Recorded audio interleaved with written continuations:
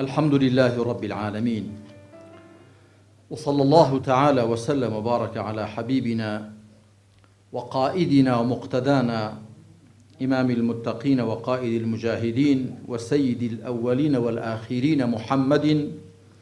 وآله أجمعين من الصحب والأزواج والقرابة والتابعين لهم بإحسان إلى يوم الدين. ربنا آتنا من لدنك رحمة وهيئ لنا من أمرنا رشدا. ربنا لا تزغ قلوبنا بعد إذ هديتنا وهب لنا من لدنك رحمة إنك أنت الوهاب. آمين. هەموو لایەک بەخێر بێن برایان و خوشکانی بەڕێز. ئەو بابەتە بەرەو بانگەوازێکی ڕاست و ڕەسەن کە دیارە مەبەستمان پێ بانگەوازی ئیسلامیە. سەرەتا دەمەوێتان پێ بڵێم ئەم بابەتە برای دڵسۆستان زۆری خۆ پێوە ماندوو کردووە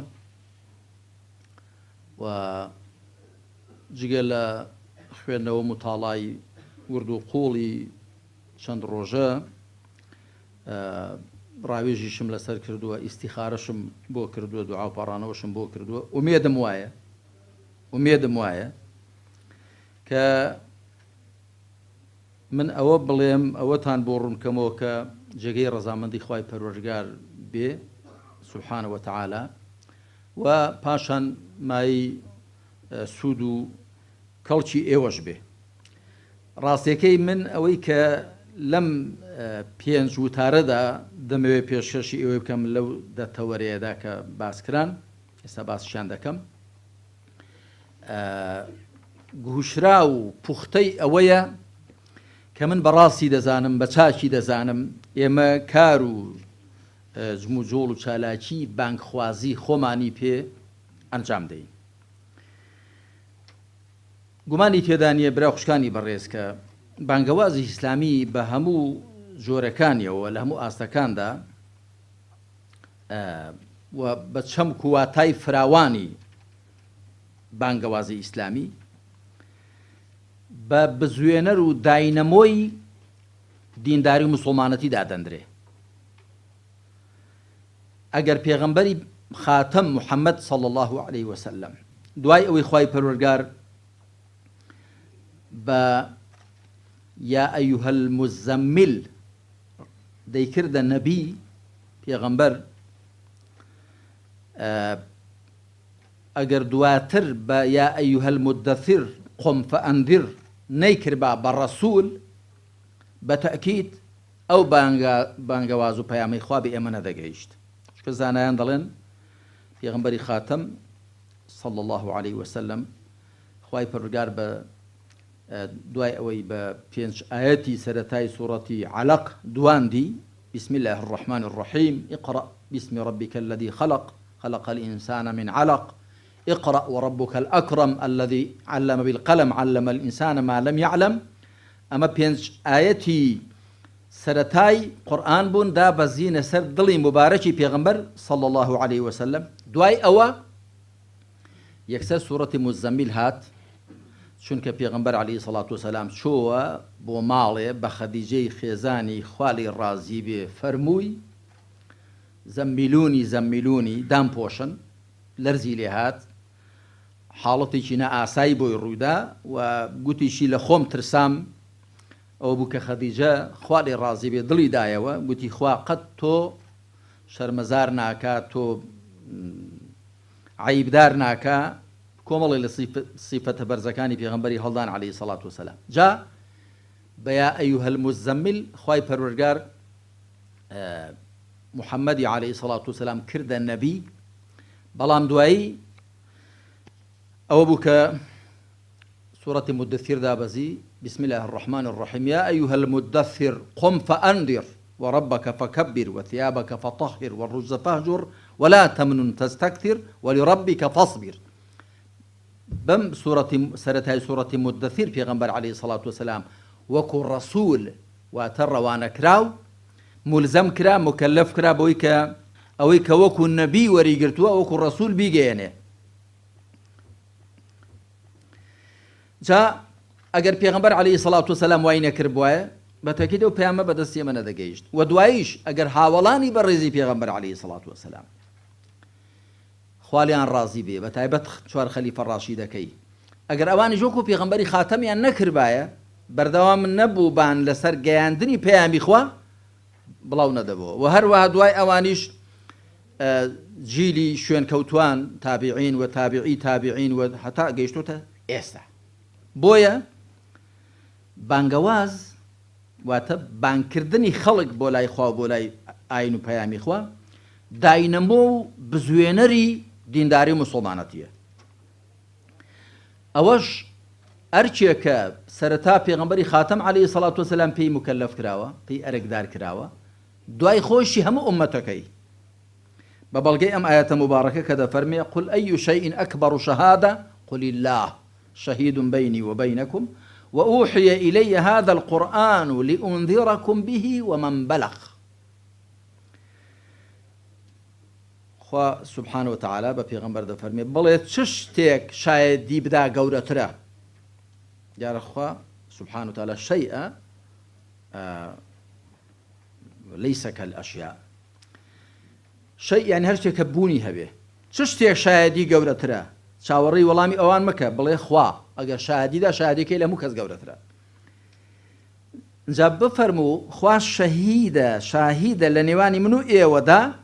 کە منی کردەوە پێغەمبەر وأوحي إلي هذا القرآن ئەم قورئانم بۆ ڕەوان کراوە خوا شایەدە کە من پێغەمبەری خوام و ڕەوانە کراوی خوام ومن بلغ ئەم قورئانە لأنذركم به ومن بلغ بۆی ئێوەی پێهۆشیار بکەمەوە و هەر کەس هیچ کەس کە پێی دەگا هەر کەس هیچ کەس کە پێی دەگا من بەم قورئانە هۆشیاری دەکەمەوە ئاگاداری دەکەمەوە وریای دەکەمەوە کە بزانێ چییە لەکوێ هاتوو بۆچی هاتوو بۆ کوێ دەچێت کەواتە ئەمە زانایان دەڵێن ئەمە بەڵگەیە لەسەرەوە کە هەر کەسێک ئەو پەیام و قورئانەی پێدەگا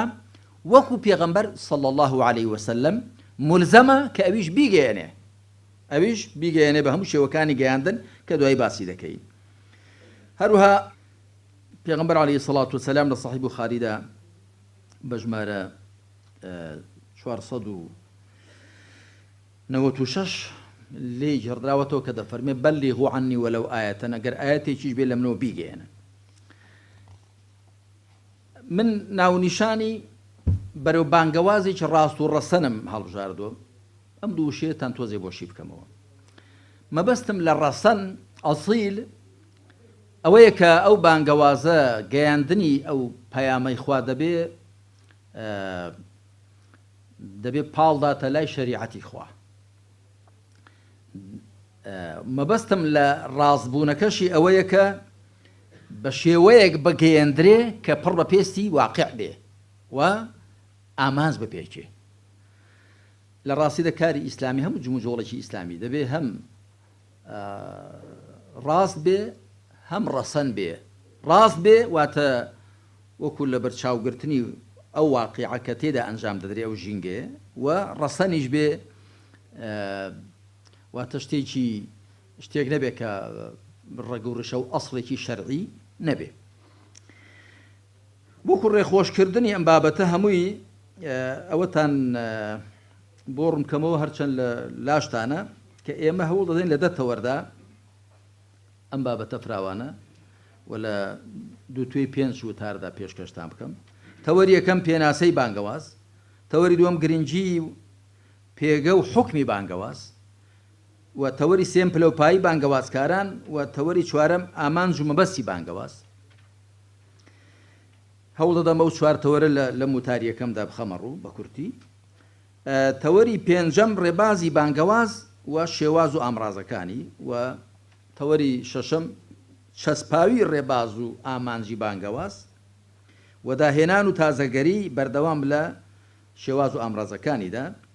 تەوەری حەوتەم بنەما گرنگەکانی بانگەواز دە بنەمای گرنگم هێناون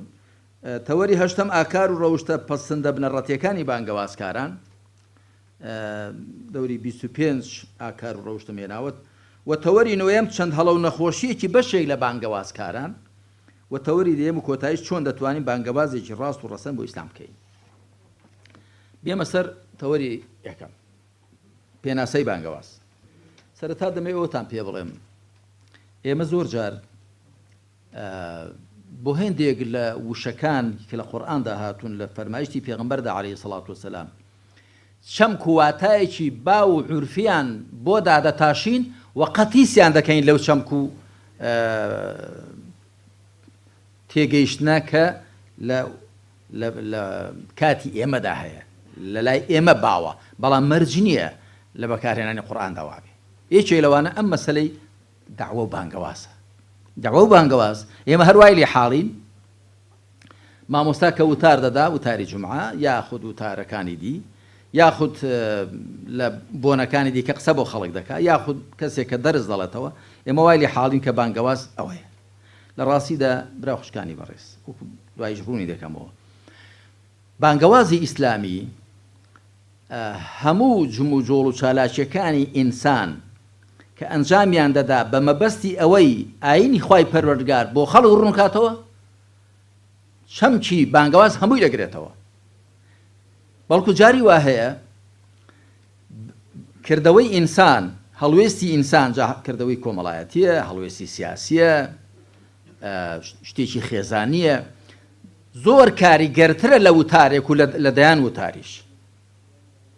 ئێمە پێغەمبەری خاتەم صلی الله عليه وسلم ئایا هەر بە زمانی وتار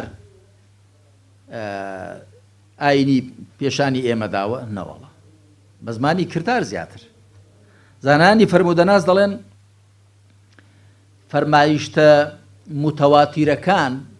یعنی فەرمایشتە متەواتیرەکان کە بە زاری مبارەکی فەرمووینی هەندێک دەڵێن پێنجن هەندێک دەڵێن چوارن هەندێک دەڵێن دەن گرنگەوەی لەو سنوورەدایە هەندێک توانە زیاتریشن بەڵام ئایا دەقەکانی سنت کە بە شێوەی تەواتر بە ئێمە گەیشتون هەر ئەوانن نەخێر زۆربەی دەقەکانی سنت کە بە تەواتر بە ئێمە گەیشتون هەمووی دەقی سنەتی کردەین یعنی پێغەمبەر عەلەیهی سەڵات وسەلام لە بەرچاوی هاوڵان نوێژی کردووە لەسەر مینبەر بەلای کەمەوە دوو جار نوێژی کردووە لەسەر مینبەر لە صحیح بوخاری مسلم داهاتوە فەرموویەتی صەلوو کەما ڕەئەیتمونی ئوصەلی ئەوە هەموویان بینیویانە هەروەها کۆچی کردووە جەنگی کردووە سەردانی دراوسەی کردووە پێش نوێژی کردووە چی کردووە هەمووی بە کردەوە هەمووشی پێشاندانی ئیسلام بووە بۆیە لە سەرەتاوە دەمەوێت ئەوەتان عەرز کەم کە لە ڕاستیدا چەمکی بانگەواز زۆر فراوانترە لەوەی کە لە زەین و مێشتی زۆربەی ئێمەدا هەیە کە پێمان وایە ئەبێتێ لە وتاردان و دەرزگوتنەوە و ئامۆژگاریکردنی خەڵک چ بە تاکو چ بە کۆ بە چەند پێناسەیەکتان بۆ بخەمە ڕوو یەکەمین پێناسە لە ئیبن تەیمیەوە هێناومە ڕەحمەتی خوای لێبێ پێشە دەقە عەرەبیەکەی دەخوێنمەوە کە لە مەجموع الفتاوە بەرجی 15 لاپەڕە 157 و بەشێکی لاپەڕە 164 هێناوێتی ضل الدعوة إلى الله هي الدعوة إلى الإيمان به وبما جاءت به رسوله بتصديقهم فيما أخبروا به وذلك يتضمن الدعوة إلى الشهادتين وإقام الصلاة وإيتاء الزكاة وصوم رمضان وحج البيت والدعوة إلى الإيمان بالله وملائكته وكتبه ورسله والبعث بعد الموت والإيمان بالقدر خيره وشره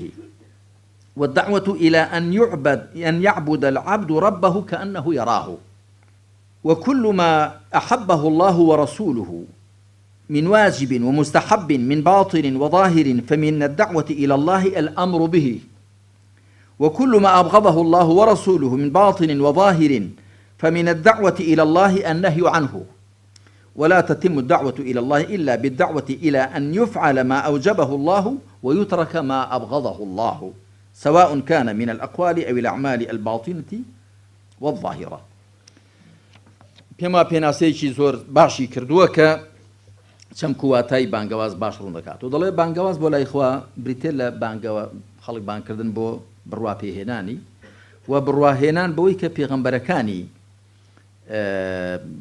عەلەیهیمو السەڵات وەسەلام هێناویانە ئەویش بەوە کە بەڕاست بزاندرێن لەوەدا کە هەواڵیان پێداوە ئەوەش ئەم شتانە دەگرێتە خۆی هەردوو شایەتمانەکان واتە ئەشهەد ئەن لا ئیلاهە ئیلا الله و ئەشهەد ئەنە محەممەدە ڕەسوول الله بەرپاکردنی نوێژ زەکاتدان ڕۆژوگرتنی مانگی ڕەمەزان و حەجی ماڵی خوا هەروەها بانگەوازکردن بۆ بڕواهێنان بەخوا بە فریشتەکانی بە کتێبەکانی بە پێغەمبەرانی و بە زیندوونەوەی دوای مردن و بڕواهێنان بە قەدەر خێر و شەڕی واتە ئەوەی کە ئینسان پێی خۆشەوەش کە پێی ناخۆشە و بانگەوازکردن بۆ ئەوە کە بەندە پەروەردگاری بپەرسێ وەکو بیبینێ واتە بانگەوازکردن بۆ تەسخیی نەفس و تەسەوف و عیرفانیش و هەر شتێک کە خوا و پێغەمبەرەکەی عەلەیهی سەڵات وەسەلام خۆشیان ویستووە چ واجب بێت چ پەسەند بێ و چ پەنهان بێت چ ئاشکرا بێ لە بانگەوازکردنە بۆ لای خوا کە فەرمانی پێ بکرێت و هەرچی کە خوا و پێغەمبەری خوا ڕقیان لێ هەڵدەستێ لە پەنهان و ئاشکرا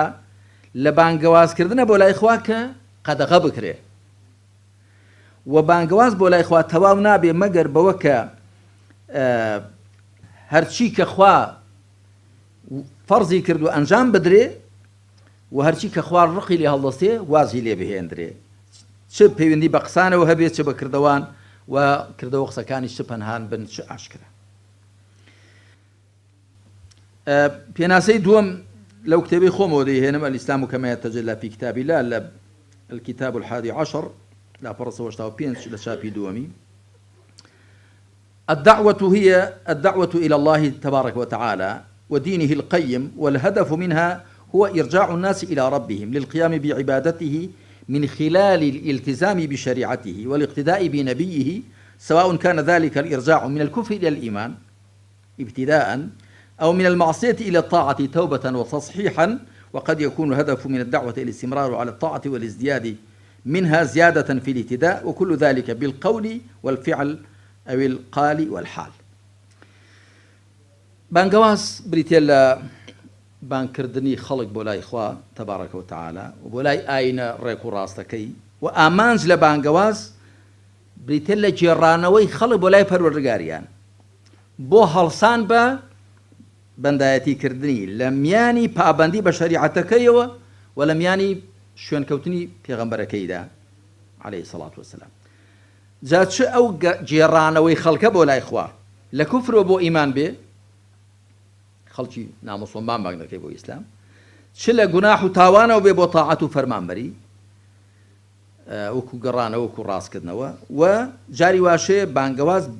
بۆ ئەوەیە کە ئەو مرۆڤە لەسەر ئەو تاعەت و چاکەیە بەردەوام بێ و لە هیدایەت و لە تەقوا زیاد بکە هەموو ئەوەش چ بە قسە بێ چ بە کردەوە چ بە زمانی مەقال چ بە زمانی حاڵ پێناسەیەکی دیکە کە ئەمە پێناسەیەکی کورتە دکتۆر ڕەوف شەلبی لە كتاب الدعوة الإسلامية في عني المكي لا فرصي بدون هاويتي الدعوة الإسلامية حركة إحياء للنظام الإلهي الذي أنزله الله عز وجل على نبي الخاتم أو بكرتي ده يعني ضل بانجوازي إسلامي بريتيلا جولي بوجانوي سيستمي خواي كداي بزاندو تسر پیغمبري كوتاي محمد صلى الله عليه وسلم پێناسە ئێکی دیکەش دیێنین پێناسەی چوارەم کە ئەمیش لە التفاعل الدعوي عبر شبكات التواصل الاجتماعي إلى فرنسي معاذ إبراهيم التيلي ضل الدعوة نقل رسالة الإسلام وتعليمها للناس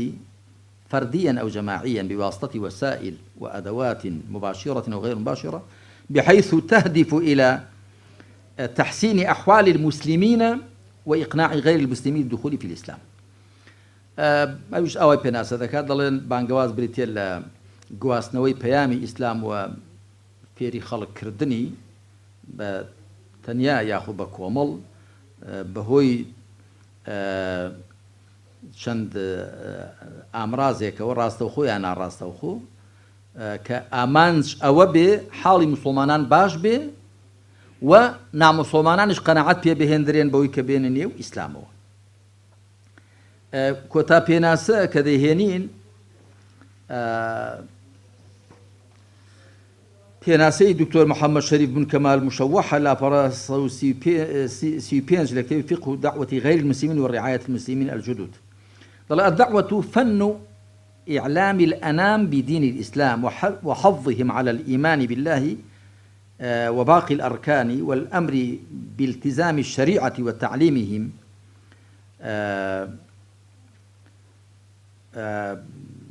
وتربيتهم عليه بالأساليب الشرعية الممكنة وحثهم على تطبيقه في جميع مناحي الحياة وصلاح حالهم لصلاح حال في العاجل والآجل.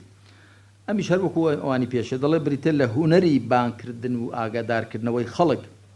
لە ئاینی ئیسلام و هاندانیان بۆ کە ئیمان بەخوا بێنن و بە ئیمان بە باقی پایەکانی دیکەی ئیمان بێنن بڕوای پێبێنن و فەرمان پێیان پێ بکرێ پابەندی بە شەریعەتەوە و فێریان بکرێ و لەسەری پەروەردە بکرێن بە شێوازە شەرعیە گونجاوەکان و هان بدرێن لەسەر جێبەجێکردنی شریعت لە هەموو ڕەهەندەکانی ژیانیاندا بۆ ئەوە کە هەم لە دنیادا حاڵیان باش بێ هەم لە دوا ڕۆژدا. ئێمە لەو پێناسان و چیمان بۆ دەردەکەوێت؟ ڕاستەکەی ئەومان بۆ دەردەکەوێت کە لە سەرەتاوە ئاماژەم پێدا کە چەمکی بانگەواز زۆر فراوان و گشتگیرە و هەموو ئیسلام دەگرێتەوە. هەموو کۆی ئیبن تەیمیە گوتی هەمەوەی خۆم هێنام هەمەوەی لە زانایان دیکەوە هێنامان. لە ڕاستیدا بانگەوازکردن بۆ ئیسلام واتە بەکردار و بەوتار کارێک بکەی خەڵک پابەند بێ بە ئیسلامەوە پێشێ لی تێبگە ئەمجا پێوە پابەند بێ. بۆچی؟ بۆی کە هەم دنیاکەیان لە دنیادا بەختەوەر بن هەم لە دوا ڕۆژدا سەرفراز بن. ئەنجا کە خوا سبحانه وتعالى بۆیان لە سوورەتی ئەنفال لە ئایەتی 24 دەفەرمێ يا أيها الذين آمنوا استجيبوا لله وللرسول إذا دعاكم لما يحييكم. ئەی ئەوانەی بڕواتان هێناوە بەدەم بانگی خوا و پێغەمبەرەکەیەوە بچن هەر کاتێ بانگیان کردن بۆ شتێک کە پێی زیندوو دەبنەوە. ئێمە بە هەموو ئیسلام زیندوو دەبینەوە کەواتە خوا و پێغەمبەری خوا سەڵات و سەلامی خوا لەسەر پێغەمبەری خوا بێ بۆ هەموو ئیسلام بانگیان کردن چکە بە هەموو ئیسلام زیندوو دەبینەوە نەکەر بە ئیمان و عەقیدەکەی بە عیبادەتەکەی بە سلوکیاتەکەی بە شەریعەتەکەی پەیوەندی بە بواری خێزانی کۆمەڵایەتی سیاسی ئابووری هەر شتێکەوە هەبێ. هەروەها ئەگەر تەماشای فەرمایشتەی خوای پەروەردگارکەین لە سوورەتی نەحل ئایەتی 125 کە زۆر جار ئەمایەتە جاری کەش دەیهێنین ادعو إلى سبيل ربك. بانکە بۆ ڕێبازی پەروەردگار. ڕێبازی پەروەردگار چییە؟ قورئان و سونەت و شەریعەتە هەموویەتی. بانکردنەکە چۆنیان بانکە؟ دەگونجێ بە قسە بانگیان کەی دەگونجێ بەکردەوە بانگیان کەی. بەکردەوەش زۆر جۆرە دوای باسی دەکەین. کردەوەش هەر شتێک و دووشت نییە. کردەوەی کۆمەڵایەتی هەیە، خزمەتگوزاری هەیە، سیاسی هەیە، خێزانی هەیە، تاجی هەیە، کۆمەڵی هەیە، زۆر هەیە.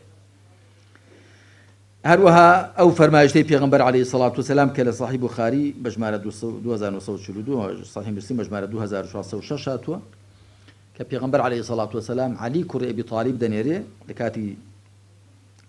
گرتنی قەڵاکانی خەیبەردا دەفەرمێ انفذ على رسلك حتى تنزل بساحتهم ثم ادعوهم إلى الإسلام. واتە بە شوێنەی بچۆ هەتاکو دەچیە شوێنەکەیان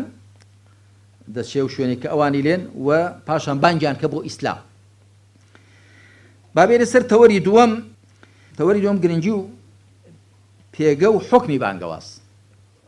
ئەگەر تەماشای چەند دەقیقە بکەین هەر بە ئاشکرا تێدەگەین کە گرنگی بانگەواز و پێگەکەی چۆنە و حکمەکەشی چییە. بۆ وێنە آياتي 45 و 46 سورة الأحزاب يا أيها النبي إنا أرسلناك شاهدا ومبشرا ونذيرا وداعيا إلى الله بإذنه وسراجا منيرا. خواهي پروردگار سبحانه وتعالى پیغمبری خاتم دەدوێنێ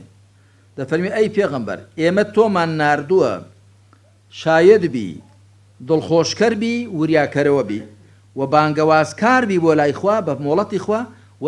چرایەکی تیشکدەر بی. کەواتە ئەرچی سەرەکی پێغەمبەر عەلەیهی سەڵات وسەلام ئەوە بۆ کە موژدەدەر و ترسێنەر بێ و بانکەر بێ بۆ لای خوا و وەکو چرایەک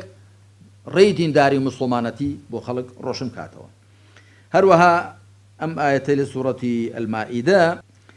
آياتي 67 يا أيها الرسول بلغ ما أنزل إليك من ربك وإن لم تفعل فما بلغت رسالته.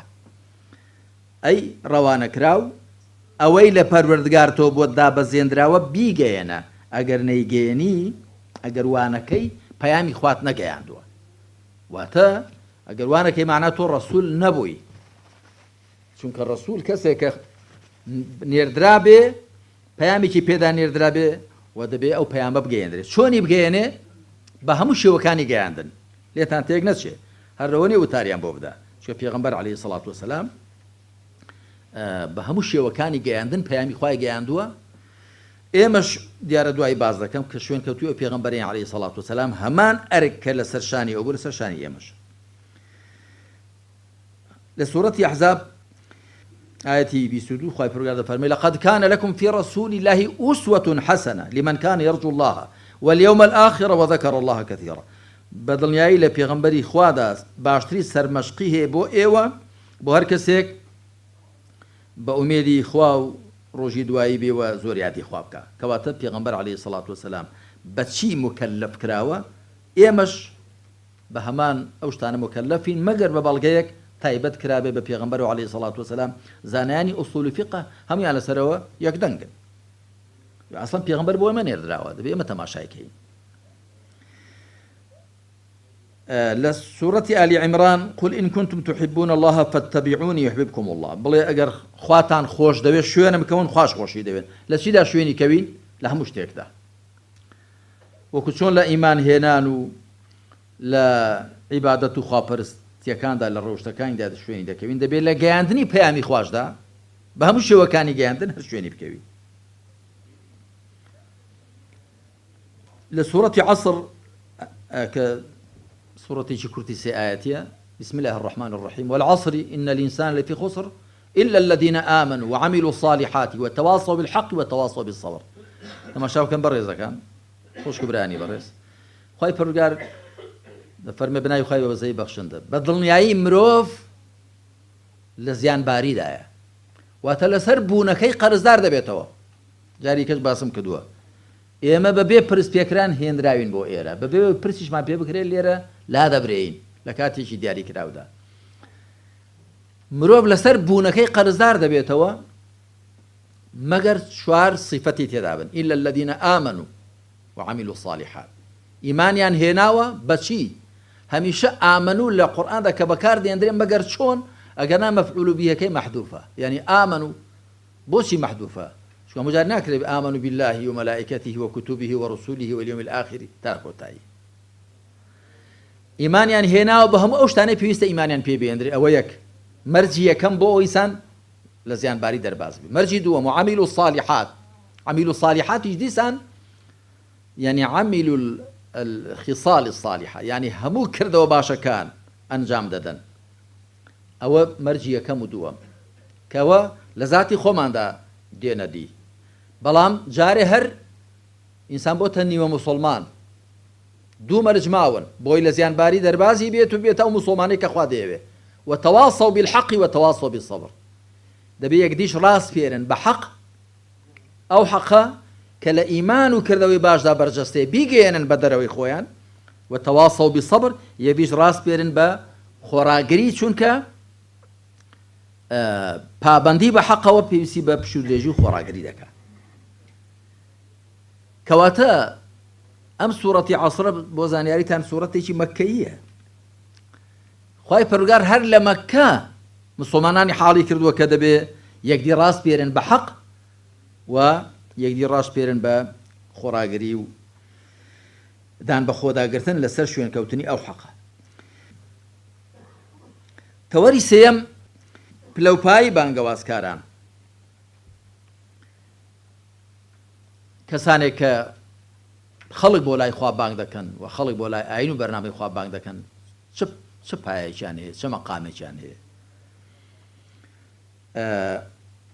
ئێمە بە سرنجي أم آية تبدأين بيشي آياتي جمارة سيسيلة سورة فصلت ومن أحسن قولا ممن دعا إلى الله وعمل صالحا وقال إنني من المسلمين دیارە لە هەموو زمانەکاندا شێوازی دەربڕین مەرج نییە هەر شێوازی ئاسایی بێت جاری وا شێوازی پرسیارکردنە جاری وا شێوازی پرسیارکردنی ئاسایی یا پرسیارکردنی نکوڵی لێکەرانە لیستیفام و ئینکاری لێرە خوا سوبحانە و تەعالە بە شێوازی پرسیارکردن ومن أحسن قولا ممن دعا إلى الله قسەی کێ باشتر لە هی کەسێک کە خەڵک بۆ لای خوا بانگ دەکات واتە قسەی کەس باشتر نییە لەوە چونکە پرسیارکردنی نکوڵی لێکەرانە الاستفهام الإنكاري دەڵە وەڵامەکەی لە نێو خۆیدایە يتضمن جوابه في طياته پێویستی بە وەڵام ناکات یعنی من ئەگەر گوتم ئەوە پەرداخە ئاو نییە ئەوە مەبەستمەوەیە کە نابێت کەس نکوڵی لێ بکات پێویست ناکە بڵێم با یعنی وەڵامەکەی لە نێو خۆیدایە خوا دەفەرمێ قسەی چێ چاکترە لە هی کەسێک کە خەڵک بۆ لای خوا بانگ دەکات بەتاکید قسەی کەس لەو قسەیە باشتر نییە کەواتە باشترین قسە باشترین کەس دەیکا خوشک برا خۆشەویستەکانم باشترین قسە باشترین کەس دەیکا باشترین کردەوە لە باشترین کەسەوە پەیدا دەبێت ئەوە ئینسان دەبێت زۆر دڵی بەخۆی خۆش بێ ئەگەر بەڕاستی بانگەوازکار بین بۆ لای خوا بۆ لای ئاین و بەرنامە و پەیامی خوا چونکە ئەو قسەیە کە ببێتە هۆی ئەوە خەڵک بەرەو خوا بێ و لە خوا نزیک بێتەوە بەندەی خوا بێ و پابەندی شەریعەتی خوا و شوێنکەوتوی پێغەمبەری پێشەوا بێ ئەو قسەیە و یاخود ئەو کردەوەی ئەو پرۆسەیە باشترین قسە و کردەوە پرۆسەیە کەواتە خاوەنەکەشی باشتری کەسە بەڵام دیارە هەرەوە نییە خەڵک بانگکا بۆ لای خوا وعەمیلە صالیحا ئەوکو دوایی باسی دەکەین لە تەورەیەکی دیکەدا بەتاکید ئەگەر کەسێ قسەی باش بکات بەڵام کردەوەکەی خراپ بێ لە جیاتیەوەی خەڵک بە قسەوی لە خوای نزیک بێتەوە لی دوور دەکەوێتەوە چەند کەسان بینیوە کە قسەی باشە بەڵام کردەوەی خراپە خەڵک بەهۆیەوە دینی لەبەر چاو دەکەوێت بۆیە دەفەرمی وعەمیلە صالیحا ئەمجا مەرجێکی کەشی پێویستە وقال إنني من المسلمين بەڵێ من لە مسلمانانم واتە بەوەی کە خەڵک بۆ لای خوا بانگ دەکات خۆی پێ لە مسلمانان زیاد نەبێ بە خەیاڵی خۆی بە وەهمی خۆی بچێتە بورجێکی عاجی لە سەری ڕاتەماشای خەڵکی بکات وەکوم زۆر جارە گوتومە مامۆستایە کە دەچێتە سەر مینبەر نابێ شەیطان فێڵی لێ بکا و کڵاوی لەسەر نێ بڵێ مامۆستا تۆ مادام لەسەر مینبەرێ ئەو خەڵکام و لە خوارد تۆیە ئەتۆ دیارە لە سەروی هەمووانەوەی وڵا ڕەنگە هەمویان لەی موسڵمانی باشتر بن ئەگەر ئەو قسانەی کە مامۆستا دەیان کە ئەوانەی کە گوێیان لێتی هەمویان لە مامۆستا باشتر کاری پێ بکەن هەمویان لەوی باشترن خۆتان دەزانن جا بۆیە وقال إنني من المسلمين ودەڵێ من لە مسلمانانم واتە خۆی لەوان زیان ناکاتەوە ئەم فەرمایشتەی پێغەمبەریش عەلەیهی سەڵات وسەلام پێگە و پایەی بانگەوازکارانمان چاک بۆ ڕوون دەکاتەوە کە دەفەرمێ من دعا إلى هدى كان له من الأجر مثل أجور من تبعه لا ينقص ذلك من أجورهم شيئا ومن دعا إلى ضلالة كان عليه من الإثم مثل آثام من اتبعه لا ينقص ذلك من آثامهم شيئا أما مسلم بجمار 2006 وأبو داود وترمذي وابن ماجه ودارمي أوانا هم يعني هنا بيانا پیغمبر عليه الصلاة والسلام دفرمي هر کسی خلق بو هدايتي خوا بانكا بقدر همو اوانەی کە شوێنی دەکەون پاداشتی هەیە بەبێ ئەوەی کە لە پاداشتی وان کەم بێتەوە و هەر کەسێ خەڵک بەرەو گومڕایی بانکە بەقەدەر گوناحی هەموو ئەوانەی کە گومڕایان دەکا گوناهبار دەبێ بەبێ ئەوەی کە لە گوناحی ئەوانیش کەم بێتەوە فەرمایشتێکی پێغەمبەر عەلەیهی سەڵات وسەلام کە بە عەلی کوڕی ئەبی طالیبی فەرموو فوالله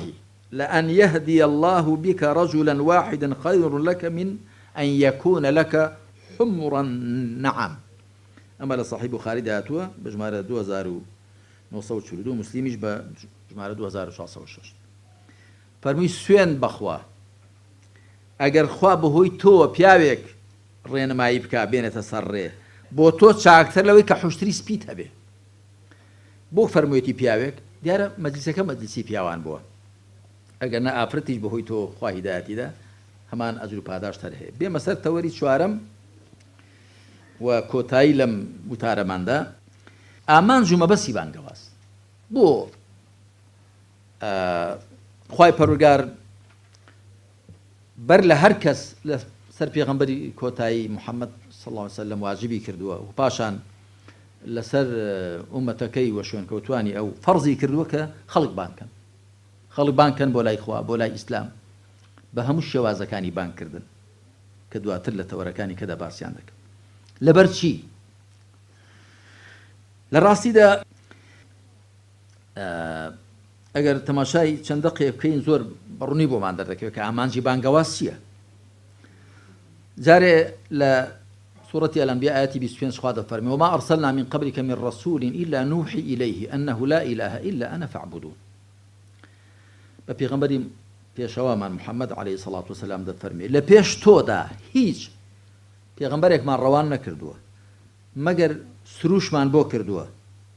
کە جگە لە من هیچ پەرستراوێک نییە تەنیا بەندایەتی بۆ من بکەن. هەموو پێغەمبەران بۆ ئەوە هاتوو عليهم الصلاة والسلام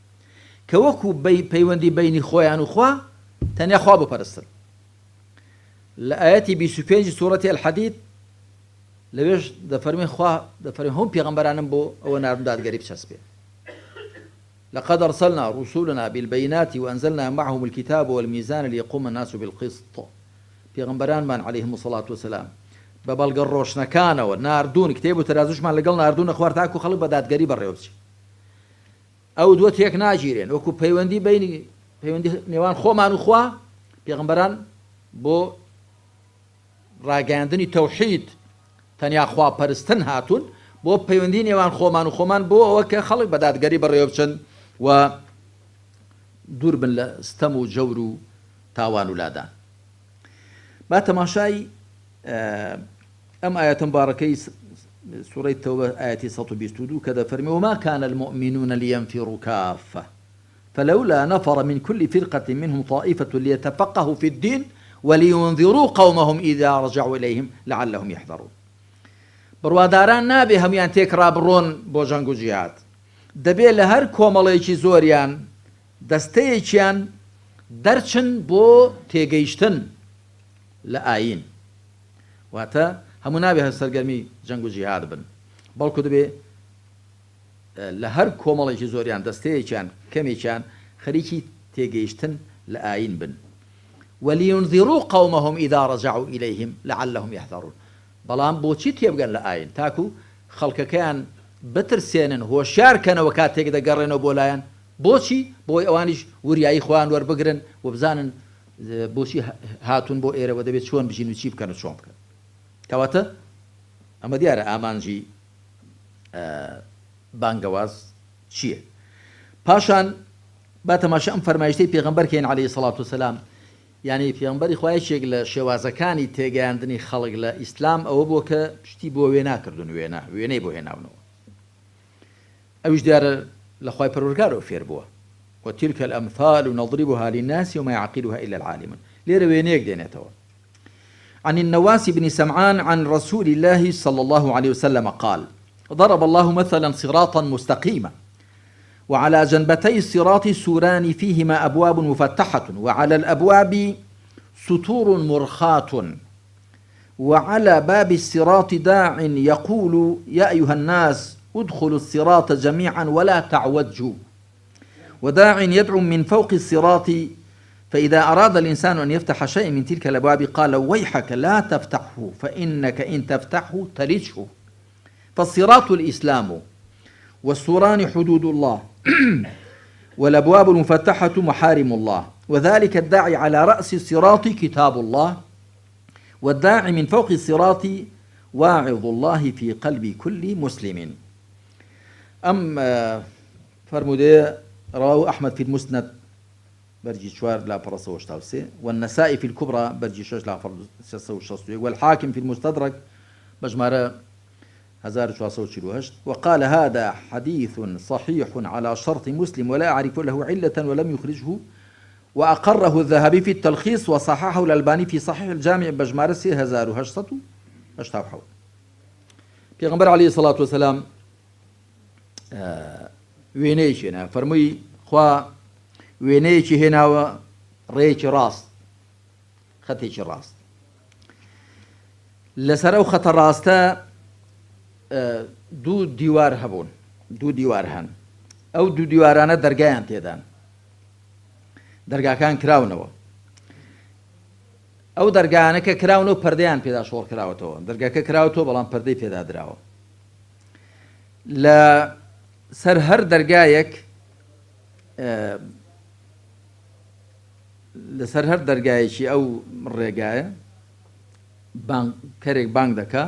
دەڵێ خەڵکینە بە ڕێەکەدا بڕۆن و لار مەبن واتە لا مەدەن بەلای دەرگاکاندا بە خەتە ڕاستەکەدا بڕۆن. بانکەرێکی کەش لە سەروی ڕێگەکەەوە بانگ دەکا هیچان لە کۆتایەکەوی کە لە سەروی بانگ دەکا هەر کاتێ مرۆڤ ویستێکێ لەو دەرگانە بکات تۆ بیچێتە نێو دەڵێ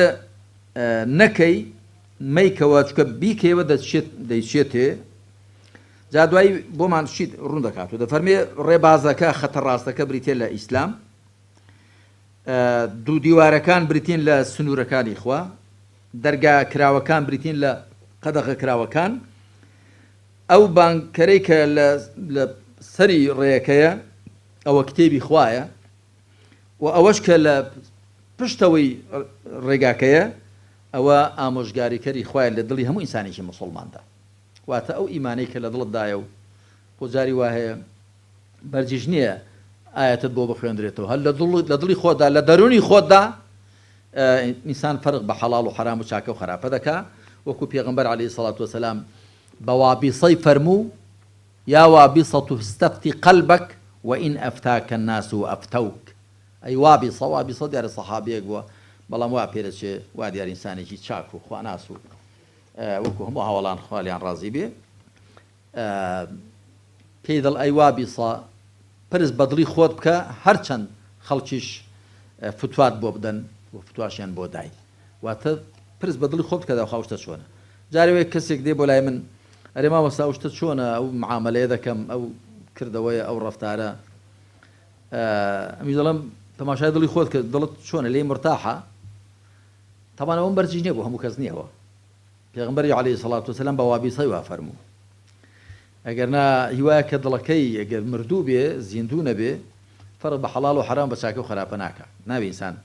شەیتان کڵاوی لەسەر بنێ پێی وایە هەرچی بەدڵ پێت چاک بوو دیارە چاکە نا شۆ جاری وایە وەکو من زۆر جار دەڵێ وەڵا فڵان کەس ئیجتیهادی کردووە جا خۆی ئیجتیهاد هەیە بەڵام ئیجتیهاش هەیە ئیجتیهادەوەیە لە سنووری شەریعەتدا بێ ئیجتیهاش ئەوەیە کە لەگەڵ دەقەکانی شەریعەت و لە چوارچەوەی شەریعەت بەدەر بێ ئەوە ئیجتیهایە پێخۆش بوونە نەک کۆششکردن و تێگەیشتن کەواتە خوشک و برا خۆشەویستەکانم ئامانج و مەبەستی بانگەواز دەتوانین بڵێین یەکەم خواپەرستی خوابێگرتنە هەروەکو خوا سبحانه وتعالى لەسەر زمانی هەرکام لە نوح و هود و صالح و شعیب لە سوورەتی الأعرافدا لە ئاەتەکانی 59 65 73 85 یەک وشە دووبارە دەکاتەوە یا قەومی اعبودوا الله ما لكم من إله غيره ئەی گەلەکەم خوا بپەرستن جگە لەو پەرستراویشی دیکەتان نییە جا بەندایەتی کردن بۆ خوا بە تەنیا خوا پەرستن هەموو شتەکانی کە دێنێتەوە نێو خۆی ئەگە تۆ بەڕاستی خوات پەرست دەپرسی بزانین خوا ڕاستەکەی خوا کامەیە کتێبی خوا چی فەرمووە ڕێبازی پێغەمبەری خوا عەلەیهی سەڵات وسەلام چی تێدایە ئەگە بەڕاستی ڕوو لە خواپەرستی کرد ئەو ئیمانە هیدایەتە دەدا لە مەسەلەی حەڵاڵ و حرام و چاکە و خراپە و هەڵس و کەوتی نێو کۆمەڵگادا چی بکەی چۆن بکەی ئەوە ئامانجی یەکەم دوو پارێزران لە سزای خوا بەهۆی پارێزران لە لادان و تاوانەوە و سەرنجام سەرفرازی کەواتە مەبەست لە و ئامانج لە بانگەواز بریتێ لە بەندایەتی کردن بۆ خوا شوێنکەوتنی پەیام و شەریعەتی خوا و شوێن پێڵگرتنی پێغەمبەری خوا عەلەیهی سەڵات وسەلام کە ئەنجامەکەی ئەوەیە لە دنیادا ئینسان لە لادان و تاوان دەپارێزرێ و لە دوا ڕۆژیشدا بەهۆی ئەوە سەرفراز دەبێ و ڕەزامەندی خوای پەروەردگار وەدەست دێنێ ئێمە لێدا دێنە کۆتایی ئەم وتارەمان خوا پشتیوان بێ لە دەرسی داهاتوو لە وتاری داهاتوو تەوەرەکانی دیکە ڕوون دەکەینەوە صلى الله على محمد وعلى آله وصحبه أجمعين والحمد لله رب العالمين